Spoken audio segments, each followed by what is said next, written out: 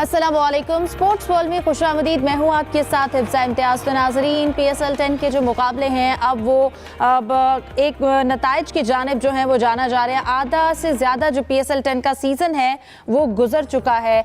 अब play of मरहला जो है वो तकरीबन 14 से स्टार्ट होगा और टीम के जो इस वक्त नताइज हैं, कंक्लूजन है वो निकलते आ रहे हैं कि इस टीम के कितने पॉइंट्स हैं और कितना मार्जिन है आपके पास प्ले ऑफ मरहले में पहुँचने के लिए। कल का मैच हुआ मुल्तान को, हमने देखा कि मुल्तान इस बार PSL 10 में अपने तमाम ही शोबों में फील्डिंग, बॉलिंग, बैटिंग में नाकाम नजर आई है। और इसके साथ साथ कल जब पहला मैच खेला गया मुल्तान का और उसमें हमने देखा कि कराची किंग्स ने जिस तरह से मुल्तान को हराया, और फिर दूसरा मैच जो रात को खेला गया लाहौर कलंदर्स वर्सेस कोयटा ग्लैडिएटर्स, उसमें दोनों टीम्स के साथ साथ जो आपस में मुकाबला था उसके साथ उनका मौसम से भी मुकाबला था। बैटिंग एक अच्छी की जा रही थी लेकिन उसके बाद एक कह लें कि तेज़ तूफान आया और उसके बाद मैच मुकम्मल नहीं हो सका। दोनों टीम्स को एक एक पॉइंट मिल गया। अब आज मैच खेला जाएगा इस्लामाबाद यूनाइटेड और पेशावर ज़ल्मी के दरमियान। तो इन तमाम मैचेस के हवाले से PSL 10 इस वक्त जिस पोजीशन पर आ गया है, पॉइंट्स टेबल के हवाले से भी डिस्कशन को अपनी आगाज़ करेंगे। लेकिन उससे पहले, क्योंकि स्पोर्ट्स वर्ल्ड है, अगर दीगर खेलों का भी जिक्र करें तो हॉकी की अगर हम बात कर ली जाए तो इस वक्त अगर पाकिस्तान और भारत की बात की जाए तो एक जो टेंस सिचुएशन है और भारत की जानिब से जिस तरह पाकिस्तान का इमेज ख़राब करने के लिए एक प्रोपेगेंडा किया जा रहा है, उसी तरह इस सिचुएशन में भी यहाँ पर हॉलैंड के जो पेनल्टी कॉर्नर स्पेशलिस्ट हैं फ्लोरेंस जॉन बुवलेंडर, वो इस वक्त पाकिस्तान में मौजूद हैं। अपनी उन्होंने पुरानी यादें ताज़ा की हैं और उन्होंने ये एक अच्छा इमेज जो है वो पाकिस्तान का यकीनन दुनिया में भी जाएगा कि हम हर वक्त और हर मुल्क के लिए बल्कि मेज़बानी के लिए तैयार हैं। खेल जो है वो अमन का पैगाम देते हैं। यहाँ पर खिलाड़ी आते हैं और पुरसुकून पुरअमन रहते हैं और अपनी जो यादें हैं जिस तरह से उन्होंने पहले खेला यहाँ पर उनको ताज़ा करते हैं। तो सबसे पहले आज प्रोग्राम में हम हॉकी से स्टार्ट लेंगे। पैनलिस्ट का तारुफ आपसे करवाऊँ। मेरे साथ यूसुफ अंजुम मौजूद हैं और इसके साथ साथ हमें सलीम फारिक भी ज्वाइन करेंगे। आगाज़ करती हूँ यूसुफ आपसे। सबसे पहले जो ये दौरा किया गया है इस वक्त बुवलेंडर की जानिब से, इनकी तफसीलात शेयर कीजिएगा। उन्होंने अपनी कुछ यादें ताज़ा की हैं, PSL के मैच भी देखे हैं। हिफ्ज़ा, एक तरफ हमसाया मुल्क में नफ़रत और जंग की बातें हो रही, जबकि हमारे यहाँ पाकिस्तान में क्योंकि पाकिस्तान आर्मी और पाकिस्तान की गवर्नमेंट हर हवाले से हमेशा तैयार होती है, तो यहाँ पर हमेशा ही खेलों के हवाले से रौनक लगाई जाती है क्योंकि पाकिस्तान ने हमेशा प्यार और अमन का नाम दिया और ये पैगाम अभी तक पूरी दुनिया में जारी है। यहाँ पर कोई टेंशन नहीं है, खेलों के मुकाबले रूटीन में हो रहे हैं और यहाँ पर जो बाहर से लोग वो भी रूटीन में यहाँ पर आ रहे हैं। और फ्लोरेंस जॉन बुवलेंडर का पाकिस्तान में आना यकीनी तौर पर एक मुस्बत पैगाम जाएगा पूरी दुनिया में कि पाकिस्तान को में तो वाकई कोई टेंशन नहीं है यार, दुनिया में क्या इंडिया ने लाभ रखा है झूठ का प्रोपेगेंडा करने के लिए। और यहाँ पर उनका 2 दिन उन्होंने इस्लामाबाद में गुजारे, 1 दिन उन्होंने फैसलाबाद में गुजारा और 2 दिन से वो लाहौर में है। यहाँ पर उन्होंने PSL का भी विज़िट किया जहाँ पर उनके लाहौर कलंदर के खिलाड़ियों से मुलाकात हुई। वहाँ पर उन्होंने क्रिकेट भी खेली उनके साथ। उसके साथ एक ख्वालिद अकेडमी यहाँ पर उनको विज़िट किया था, यहाँ भी उनको वहाँ पर आए थे। और सबसे ख़ास बात ये थी कि वो सियासी तौर पर भी अब जो लोग हैं उनसे भी मुलाकातें उनकी हुई हैं। गवर्नर पंजाब से उनकी आज पहली मुलाकात तय थी। सरदार सलीम हैदर हमेशा खेलों के हवाले से बहुत ज़्यादा तावन और प्यार भी करते हैं, उनकी तरफ से नज़र आता है। मकसद उसके बाद उनकी मुलाकात वज़ीर आला पंजाब मरियम, उनसे भी बात यहाँ पर आज मुलाकात हुई है। तो इसमें प्यार, मोहब्बत और खेलों के रवाबत को बहाल करने की बातें भी हुई हैं। दोनों के क्योंकि हॉलैंड और पाकिस्तान के दरमियान खेलों के रवाबत बहुत दरीना और बहुत पुराने ताल्लुकात हैं इनके दरमियान, और दोनों के दरमियान हमेशा कांटेदार मैचेस भी हुए हैं। 1990 का अगर जिक्र किया जाए तो यहाँ पर लाहौर में वर्ल्ड कप हुआ था जिसको उन्होंने यादें ताज़ा की। बुवलेंडर ने उसका विज़िट भी किया और कहा कि ये वही स्टैंड है जहाँ पर इसी गोल पोस्ट है जहाँ पर मैंने 2 गोल पाकिस्तान के ख़िलाफ़ किए थे। आज दोबारा यहाँ पर आकर मुझे आना बहुत अच्छा लगा है और मैं चाहूँगा कि पाकिस्तान की टीम जिस तरह हुकूमत ने 2025 को कौमी खेल की बहाली का साल करार दे रखा है तो उसमें अपनी हेल्प आउट करूँ। और यहाँ पर क्योंकि उनके विज़िट से कोचिंग के तबादले होंगे, खिलाड़ियों के तबादले होंगे ताकि पाकिस्तान में जो हॉकी का और खेलों के मैदान आबाद रहने का ख्वाब है और जो कोशिशें हैं उसको जारी रखा जाए। और ये इंडिया को भी पैगाम जाएगा यकीनी तौर पर कि वहाँ पर कोई भी इस तरह की चीज़ें नहीं हैं, लोग पुरसकून हैं। खेलों के PSL मुकाबले भी जा रही हैं, हॉकी की सरगर्मियाँ भी जा रही हैं, बाहर से भी लोग आ रहे हैं, तो टेंशन तो सिर्फ उनको लगी हुई है। और हमने उनको फिर एक पैगाम दिया है कि खेल प्यार मोहब्बत का नाम है और उसके ज़रिए इसमें सियासत बिल्कुल नहीं लानी चाहिए। इसी तौर पर आज के जो विजिट्स उनको एक पैगाम भी जाएगा पूरी दुनिया में। बिल्कुल सलीम साहब, जैसा कि हम बात कर रहे हैं कि पाकिस्तान का एक अच्छा इमेज जो है वो इस तरह दुनिया के सामने जाएगा। दूसरी जानिब अगर भारत की हिकमत अमली की बात की जाए तो जो भी ऐसे सुपरस्टार जिनकी फ़ैन फॉलोइंग इंडिया में बहुत अच्छी है, उनके डिजिटल प्लेटफॉर्म्स जो हैं उनको बैन किया जा रहा है। लाहौर कलंदर की अगर बात की जाए, और इसके अलावा भी इससे पहले काफ़ी खिलाड़ी हैं जिनके चैनल्स और उनके प्लेटफॉर्म्स को बैन किया गया है। तो क्या हिकमत अमली है, क्या थॉट प्रोसेस है इंडिया के इस सारे इक़दाम के पीछे? वो सबको नजर आ रहा है। सबसे पहले मैं यूसुफ साहब को, जाहिद साहब तो अभी आजकल नहीं है, और जाहिद साहब को राज तहसीन पेश करूंगा। जिस तरह हॉकी, कबड्डी और इस तरह के जो गेम्स हैं उनको जिंदा रखा हुआ है इन्होंने, तो एक अच्छी रिपोर्ट उन्होंने अभी पेश की। तो अब ये जो बात आपने की है, वाकई ये इंडिया इस तरह कर रहा है, लेकिन ये सोशल मीडिया से तो चले हटा देगा, अपने अवाम के दिल से इनको कैसे निकालेगा? जो पाकिस्तानी क्रिकेटर्स हैं जिनके बड़े फैंस हैं वहां पे, देखें असल में बात यह है कि इस वक्त इंडिया में मीडिया को बिल्कुल उन्होंने ना पाबंद करके रखा हुआ है। वो सारे सिर्फ उनकी जो जबान है वही बोल रहे हैं, वही राग अलाप रहे हैं। तो उनकी कोशिश यही है कि किसी तरह से भी सच उन तक ना पहुंच सके। अब चाहे वो शाहिद आफरीदी हो, चाहे वो सिंगर हो अली जफर हो, या एक्ट्रेस हो आलिया आमिर, इन सब के बहुत फैंस हैं। इनकी वीडियोस या इनकी जो स्टेटमेंट है लोग देखते हैं, इनको फॉलो करते हैं। जब ये सच बात करे अगर, तो वहां पर लोग सोचेंगे कि यार ये लोग भी बोल रहे हैं, तो कुछ ना कुछ तो सदाकत होगी। तो इससे इंडिया ने ऐसे किया कि इनको बंद ही कर दो, ना रहेगा बांस ना बजेगी बांसुरी। उन्होंने सारे सोशल मीडिया चैनल एक एक करके जितने मशहूर शख्सियात हैं या इस तरह की फ्रेंचाइज वगैरह है वो सब उनको बंद कर रहे हैं। सही यूसुफ, जैसा कि हम इन चैनल्स के हवाले से भी बात कर रहे हैं, फिर इन चैनल्स को जो है वो बैन करना इंडिया की जानिब से, और फिर ऐसे सारे रिसोर्स जहां से कोई इन्फॉर्मेशन जो है वो उनकी आवाम तक पहुंच जाए, क्या लगता है इस तरह बंद कर देना, इस तरह के प्लेटफॉर्म्स को खबरें ना पहुंचाना अपने मकसद में कामयाब हो सकती है मोदी की हुकूमत? देखें, कभी भी ना माजी में हुकूमत उनकी कामयाब हुई है और ना अब इंशाल्लाह होगी, क्योंकि हकीकत दुनिया को मालूम है, लोग जानते हैं कि हकीकत क्या है। भारत ने हमेशा ड्रामेबाजी की है, और उनके जो रंगबाज ये मोदी सरकार है, ये भी हमेशा की तरह रंगबाजी ही कर रही है ताकि लोगों की हमदर्दी हासिल की जाए, क्योंकि उन्होंने अपने जो वोट हासिल किए थे वो भी पाकिस्तान में मुखालफत में लिए थे, और फिर ये चाहते क्योंकि पाकिस्तान तरक्की करने लगा, तरक्की तो उसने उड़ान बढ़ी हुई है। तो इंडिया के साथ इंडिया को कभी हज़म नहीं होता कि पाकिस्तान ज़रा ग्रो करे और उसका कद बढ़े, और इसलिए वो कोई ना कोई ऐसी ओछी हरकतें करते हैं जिससे पाकिस्तान को बदनाम किया जा सके। लेकिन इससे पहले भी दुनिया ने ये उसको वाज़ेह पैगाम मिला कि पाकिस्तान ने हमेशा प्रॉपर सबूत दिए हैं कि ये इंडिया की तरफ से झूठे प्रोपगंडे किए जा रहे हैं। तो इस तरह की बातें अभी यकीनी तौर पर की जा रही हैं, और ये सोशल मीडिया को बैन करना मेरे ख्याल उनकी एक और भोंडी हरकत है। और इस तरह किसी प्लेटफार्म को आप इनके इस तरह कंट्रोल करके ये नहीं चाहेंगे कि आप दुनिया में अपनी जो है उसको पैगाम को आवाज़ है उसको दबाया जा सके।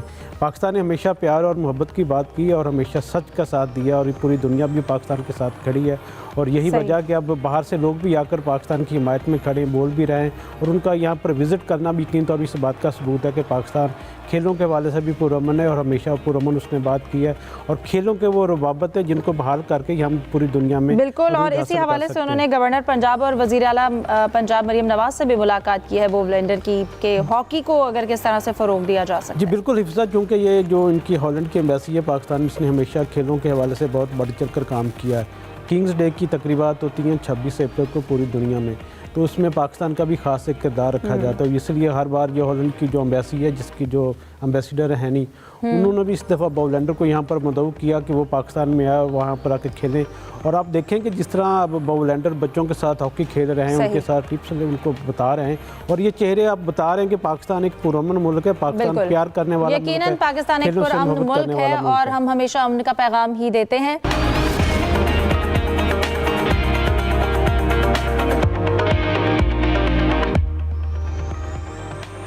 ब्रेक के बाद खुशामदीद, हमारे साथ क्रिकेट के लेजेंड साबिक कप्तान यूनुस खान मौजूद है, उनसे बात करेंगे। अस्सलाम वालेकुम यूनुस खान साहब, उम्मीद करती हूँ आप खैरियत से होंगे। वालेकुम अस्सलाम, उम्मीद है आप भी खैरियत से होंगे।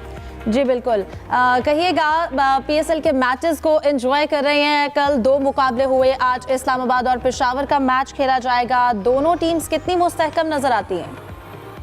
इम्पोर्टेंट मैच है दोनों टीमों के लिए, और दोनों टीमें चाहेंगी कि मैचेस जीतें, क्योंकि पेशावर ज़ुल्मी की अगर बात करें तो वो अभी नीचे नंबर्स पे हैं, लेकिन वो चाहेंगे कि वो मैच जीतें और पॉइंट्स लेके कहीं जो है प्लेऑफ में क्वालिफाई करें आगे जाके। यूनुस साहब, मुल्तान की टीम के हवाले से क्या कहना चाहेंगे? इस सीज़न में हमें वो टोटल तीनों शोबों में नाकाम नज़र आए हैं, क्या मसाइल हैं उनकी टीम के साथ? देखिए, मेरे ख्याल से ऑलमोस्ट वो तो बाहर ही हो चुके हैं बिल्कुल प्लेऑफ से, तो उनकी तरफ से यही है, लेकिन कोई कॉम्बिनेशन बन नहीं सका, क्योंकि ये जब इस तरह की लीग्स होती हैं, आपके प्लेयर्स आते हैं और फिर आपके कॉम्बिनेशन में अगर प्रॉब्लम हो जाए, आपकी बैटिंग में, बॉलिंग में और खासतौर पे फील्डिंग में, तीनों शोबे अगर मैं उनकी देखूं तो वो अप टू मार्क नहीं है। इसी वजह से वो बॉटम पे हैं और इस वक्त प्लेऑफ की दौर से वो निकल गए हैं। बज़ाहिर तो यूनुस खान साहब, इस्लामाबाद की टीम हमें बहुत यूनाइटेड और कंपोज नज़र आ रही है, लेकिन इसके अलावा अगर आप किस टीम को PSL 10 में इंजॉय कर रहे हैं जो कि देखा जाए कि हर शोबों में मुकम्मल नज़र आ रही है? इस्लामाबाद तो देखें उनकी टॉप पे है। उसके बाद अगर मैं कराची किंग्स की बात कर लूँ, क्वेटा ग्लेडिएटर्स की बात कर लूँ, वो लास्ट बैक टू बैक कुछ मैचेस जीते हैं, वो अच्छे शेप में लग रहे हैं। मेरे ख्याल से ये दो टीमें हैं जो कि इस्लामाबाद के खिलाफ आगे जाके अच्छा परफॉर्म कर सकते हैं, और अगर इसी तरह की कॉम्बिनेशन जो इन्होंने बनाए हैं दोनों टीमों ने, खासतौर से कराची किंग्स की बात कर लूँ, उनका भी कॉम्बिनेशन जो है वो बेहतर लग रहा है। अगर इनकी कॉम्बिनेशन इसी तरह बढ़ते रहे और आगे जाते रहें और इनके जो मेन प्लेयर्स हैं वो फॉर्म में रहें, और जब जिस प्लेयर की जहाँ ज़रूरत पड़ रही है दोनों टीमों में तो परफॉर्म करें, तो मेरे ख्याल से इसी वजह से वो इस वक्त टॉप 4 में नज़र आ रहे हैं। यूनुस भाई, आपने 2017 में पाकिस्तान को T20 का वर्ल्ड चैम्पियन बनवाया। आप मौजूदा PSL में कौन सा ऐसे खिलाड़ी आपको नज़र आए जो फ्यूचर में चल के पाकिस्तान की नुमाइंदगी कर सकते हैं? क्योंकि अभी तो PSL के बाद हमारी बांग्लादेश के साथ सीरीज़ भी, उसमें कुछ देखते हैं कि ऐसे लड़के जिनको फौरी तौर पर पिक कर लेना चाहिए?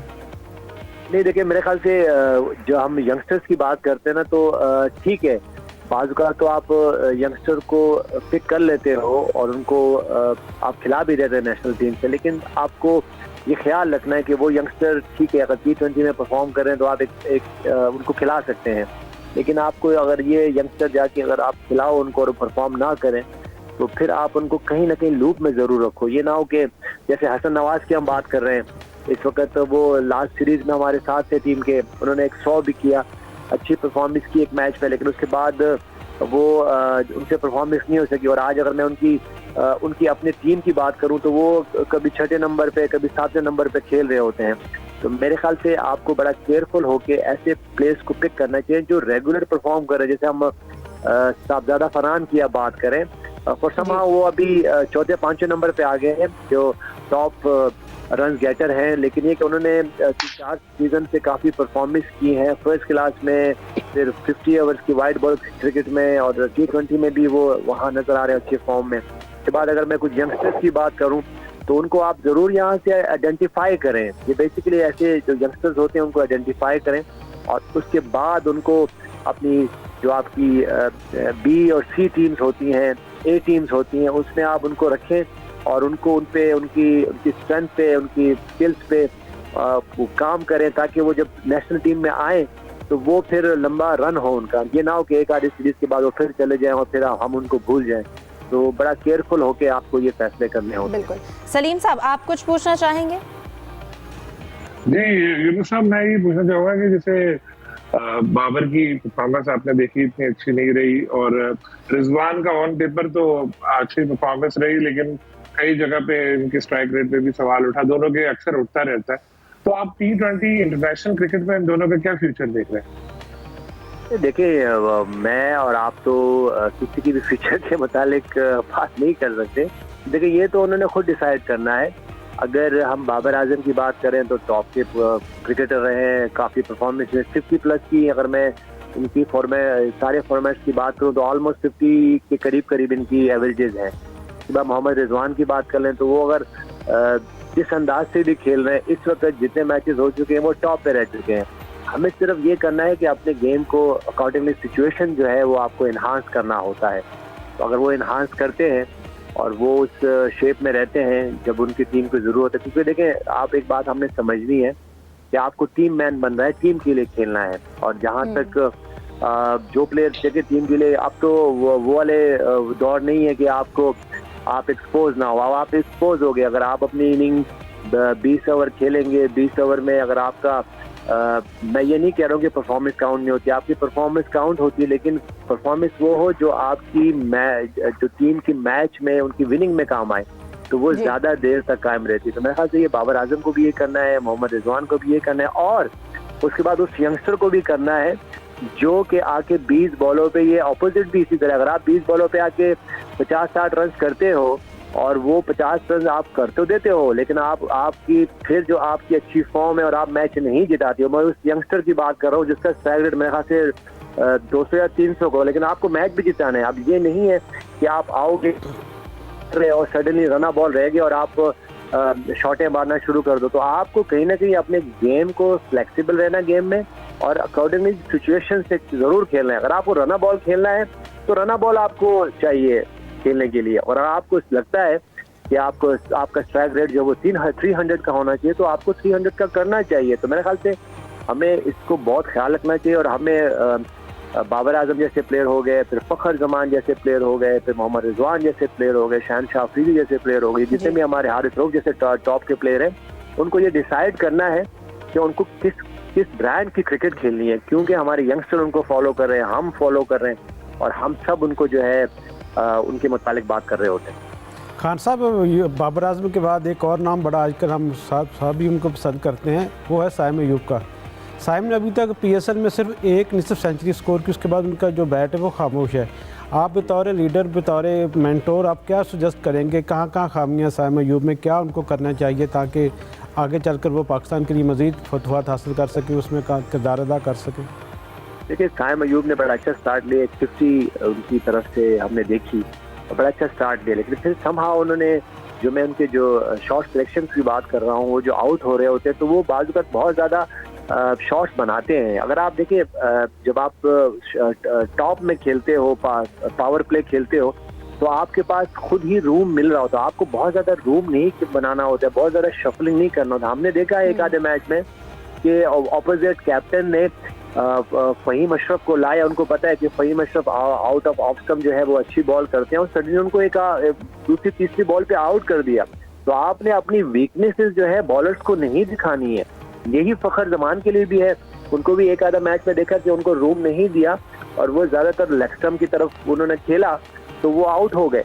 तो मेरे ख्याल यही बाबर आजम का भी है कि जब उनको इनस्विंग मोहम्मद आमिर ने उनको एक्सपोज किया, यही मोहम्मद रिजवान का भी है कि उनको अगर ऑफ स्टंप से बाहर चौथी पांचवी छठी स्टंप पे हार्ड लेंथ पे बॉल होती है, तो वो उनके वो शॉट्स वो खेलते नहीं है। तो ये जितने भी हमारे टॉप के प्लेयर्स हैं, आप देखें, अब आप एक्सपोज जल्दी हो जाते हो, तो आपने अपनी वीकनेसेस नहीं देनी है। साइम अयूब को सिर्फ क्या करना है कि उनको, अगर ठीक है उनका एक स्टाइल है, मैं उनसे मना नहीं कर रहा हूँ कि वो स्टाइल को ना खेलें, लेकिन कहीं ना कहीं तो अपने आप को थोड़ा सा टाइम देना पड़ता है। अगर आप 6 ओवर खेलते हो, मैं बिल्कुल ये बात नहीं कर रहा हूँ कि आप अगर स्ट्राइक रेट बिल्कुल रना बॉल कर लो, ऐसा नहीं है, लेकिन आपको कहीं ना कहीं जो आपके पास एक लग्जरी मौजूद होती है जब आप टॉप में खेलते हो, सर्कल में खेलते हो। तो मेरे ख्याल से साइम अयूब को थोड़ा सा बेसिक से आना पड़ेगा। ये इसी तरह है कि जब बाबर आजम ने कोई लास्ट इनिंग नहीं, उससे पहले जो है ना, जो सेकंड लास्ट और थर्ड लास्ट में जो उन्होंने जो इनिंग्स खेली है, एक मैच में उन्होंने इन्वेस्टमेंट की, उन्होंने रन बहुत ही अच्छे तरीके से बेसिक से खेले, और अगले इनिंग में उनकी बड़ी जबरदस्त इनिंग आई। तो ये आपको कहीं ना कहीं इन्वेस्टमेंट करनी पड़ती है अपने ऊपर, और अपने टैक्टिक्स को जो है चेंज करने पड़ते हैं सिचुएशन के हिसाब से। यूनुस खान साहब, कहिएगा, जैसा कि अभी आपने बात की कि यंग टैलेंट के हवाले से कि उनको आइडेंटिफाई किया जाए आगे, अगर बांग्लादेश सीरीज़ के हवाले या दीगर सीरीज़ के हवाले उनको शामिल करने के बजाय, लेकिन अभी सिर्फ इस लीग को देखते हुए उन्हें आइडेंटिफाई किया जाए।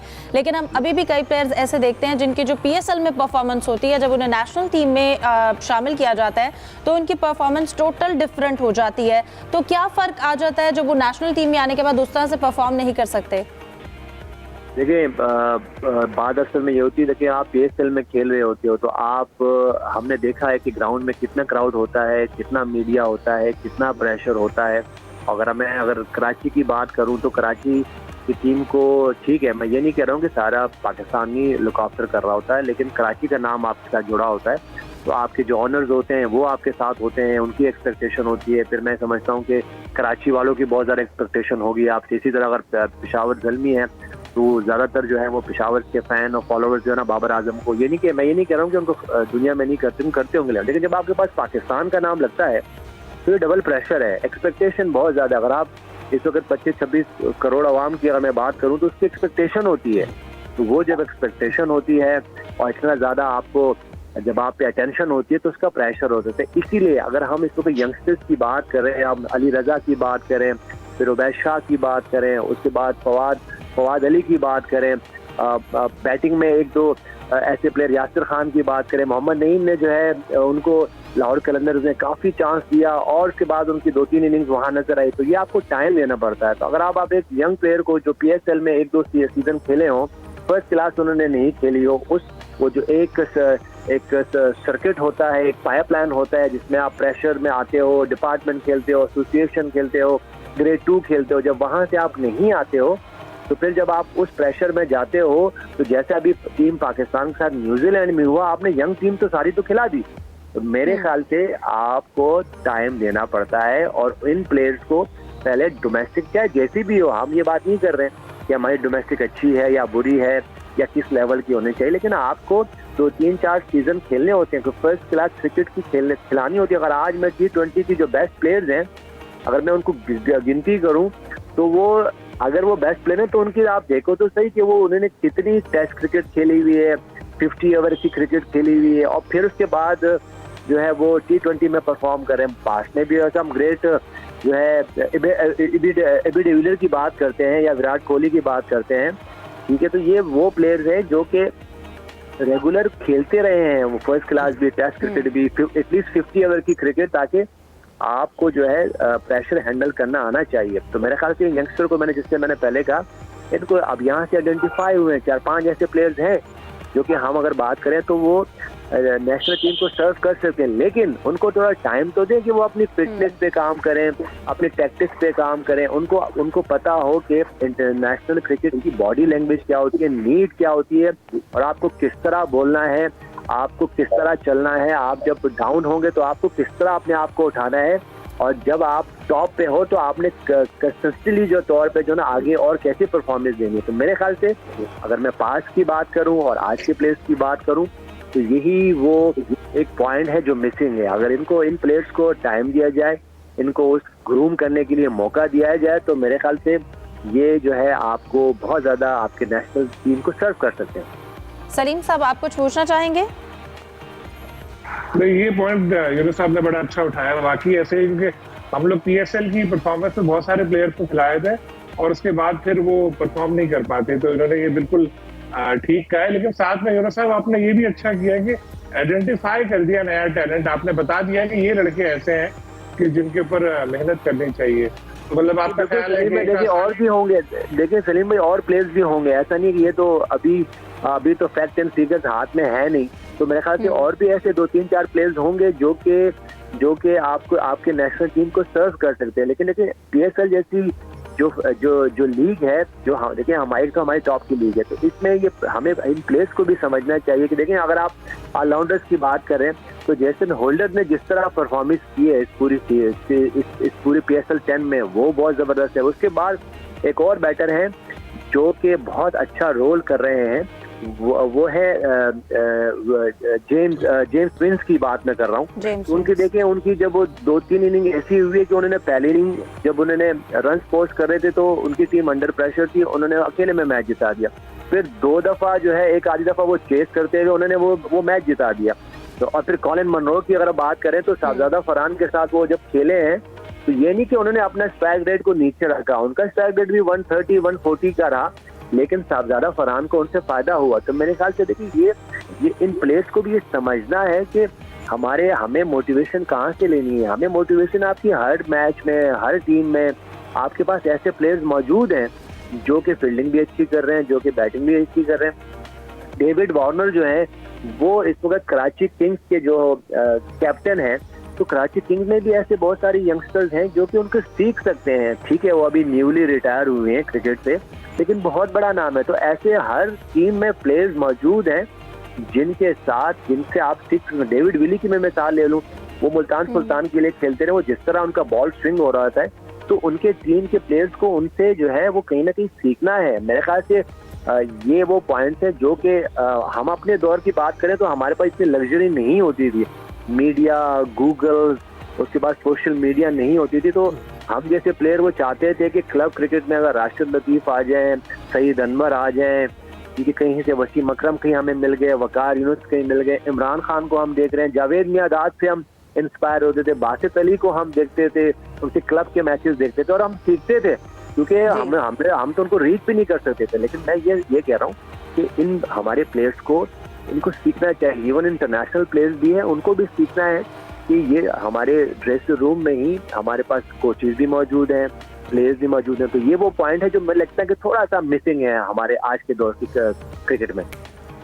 यूनुस भाई, आपने जिक्र किया अभी कोचेस का, तो पाकिस्तान क्रिकेट बोर्ड एक बार फिर नए कोच की तलाश में है। आप क्या कहेंगे, मुल्की कोचेस बेहतर रहते हैं या गैर मुल्की कोचेस को ही दोबारा लेना चाहिए?